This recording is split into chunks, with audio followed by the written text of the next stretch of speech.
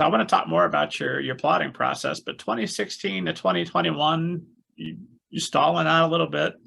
Got to figure out what you're going to do next. Thankfully, the world is very calm. There's no news that might have caught Right. you or bummed you out whatsoever. How do you keep the faith going during that difficult time that you're gonna get the book? Flight 171 is gonna happen. You're gonna be on the Middle Grade Ninja podcast. By God, happiness will come again.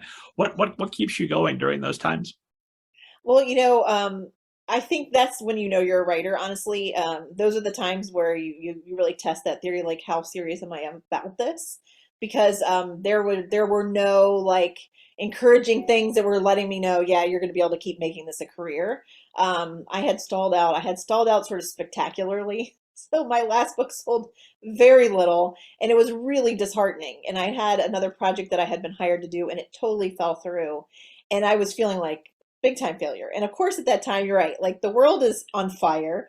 And then I have like preteens who are on fire. So it felt like everything in my life was kind of crazy. And I just sort of, I had a book on sub at the time, and I asked my agent to pull it because I felt like it wasn't what it should be. And I started to think about it, and I'm like, I need to get back down to brass tacks. I didn't have enough time to really hone my craft before I started this.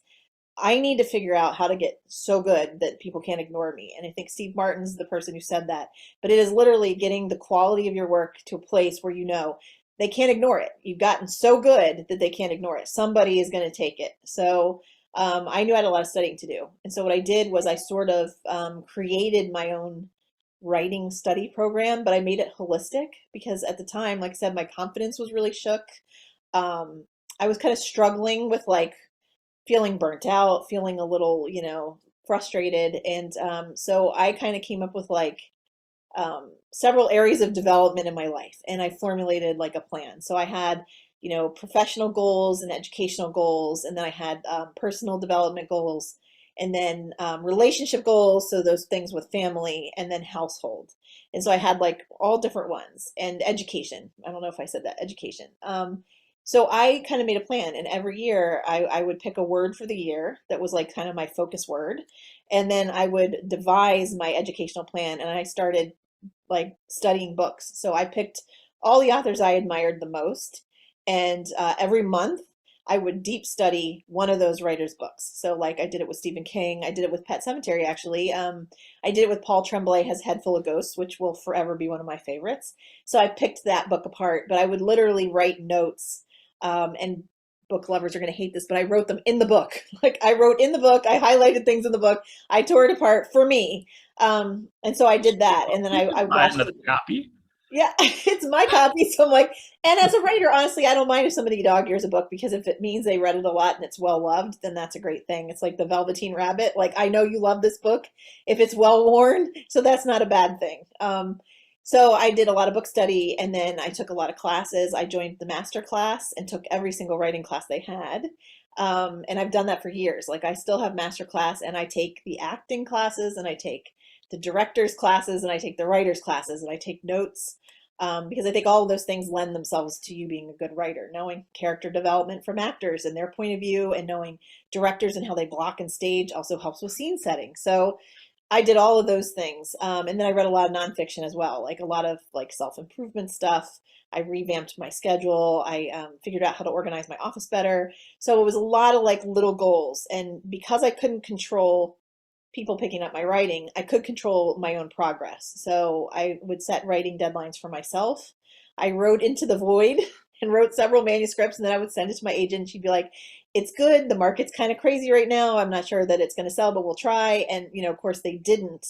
But my work was getting better. And I think arguably, everybody would tell you that it was getting better. And I also I had a couple of author friends going through something similar, and we sort of formed our own peer group, and we committed to meeting once a month.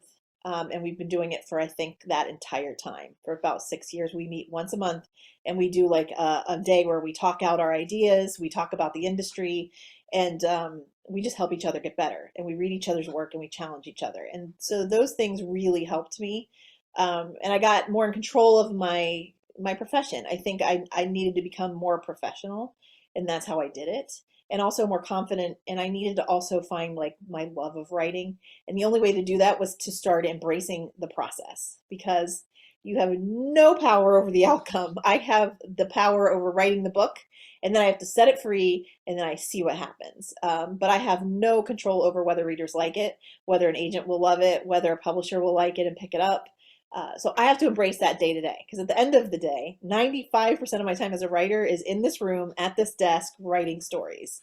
And if I don't love that process, regardless of what happens after, then I'm in the wrong profession. And so I really kind of learned how to get into where I like the steps of it. I like the sitting down and writing the story and the coming up with the story more than I actually am invested in the outcome. And I think that's the key. So. Oh, here I am. I'm talking to you in 2022. Thank God, all the unpleasantness and unfortunateness is gone forever. We don't need to worry about the stress of the world. We hope, right? And, the height of your powers, having I assume worked everything out. It's all going perfect now. I know you're on deadline and being very generous with your time while on deadline, which I appreciate. What does your workday look like now? To keep that fun and engaging and focused on the part you can control? I still drop my daughter off. She still doesn't have her driver's license, so we're working on that, my younger one. So I get up and first thing I do is like take care of household stuff, and I set my intention for the day. So I like make a to-do list. These are the big things I have to do today, and consult my calendar and all of that. And then I take her to school, and then when I get back, that's the time when I sit down to start writing. And usually I write for, that's by the time I get home and I'm in my chair, it'll be about 9 o'clock.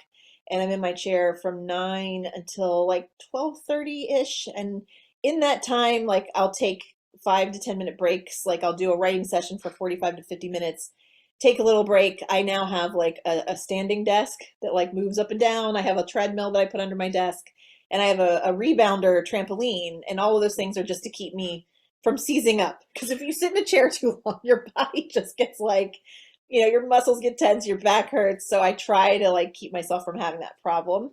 So I've incorporated kind of like these wellness things to my day, and that really, really helps because it keeps your stamina up, so I can stay longer. So about 12:30, I'll take a quick break for lunch, and then I go back in for like another hour and a half before I pick up my daughter. Then I pick her up and bring her home, and then in the afternoon is usually when I do like housekeeping stuff. So that'll be emails and answering people with requests and things that I need to do, marketing stuff, things of that nature. Because by then my story brain is fried at that point. So I have to switch over and I do like sort of the business side of things. And that's when I get on the treadmill and I'll like walk while I take care of the housekeeping stuff. And then I go to the gym most of the time to do weight training. And after that, like it's nighttime and family time. And then I read in the evenings is when I'll do my reading. So